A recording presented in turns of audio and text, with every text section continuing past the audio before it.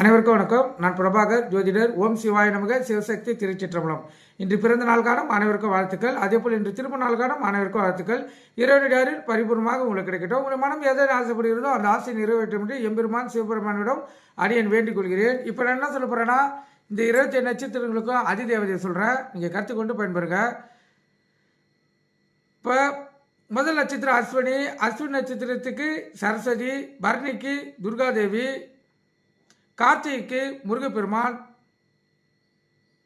ரோகிணிக்கு கிருஷ்ணன், மிருகசீர்ஷனுக்கு சிவபெருமான், திருவாதிரைக்கு சிவபெருமான், புனர்பூசம் ராமர், பூசம் தட்சிணாமூர்த்தி, ஆயில்யம் ஆதிசேஷன், மகம் சூரிய பகவான், பூரம் ஆண்டாள், உத்திரம் மகாலட்சுமி, அஸ்தம் காயத்ரி தேவி, சித்திரை சக்கர தாழ்வார், சுவாதி நரசிம்மமூர்த்தி, விசாகம் முருகப்பெருமான், அனுசம் லட்சுமி நாராயணர், கேட்டை வராய பெருமாள், மூலம் ஆஞ்சநேயர், பூராடம் ஜம்புகேஸ்வரர், உத்திராடம் விநாயக பெருமாள், திருவோணம் ஐகேஸ்வரர், அதுக்கப்புறம் வெங்கடேச பெருமாள், அவிட்டம் அனந்த சனைய பெருமாள், சதயம் விருஞ்சீஸ்வரர்,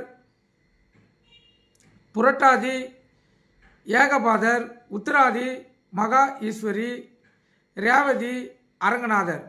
இந்த 27 நட்சத்திரங்களும் வணங்க வேண்டிய அதிதேவதை இதுதான்.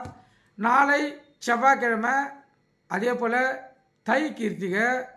இந்த கிருத்திகை செவ்வாய்க்கிழமையில் வரக்குள்ள அனைத்து ஜாதகர்களுக்கும் அற்புத பலன்கள் பெறக்கூடிய வாய்ப்பு உண்டு.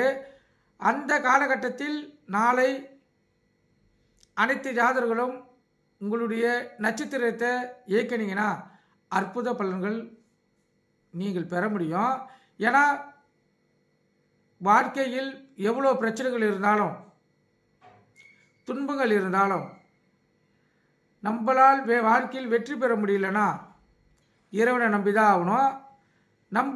அப்படி இறைவனை நம்பக்குள்ள நம்ம பிறக்கக்கூடிய நட்சத்திரம் தான் நம்மளுடைய ஜென்ம நட்சத்திரம்.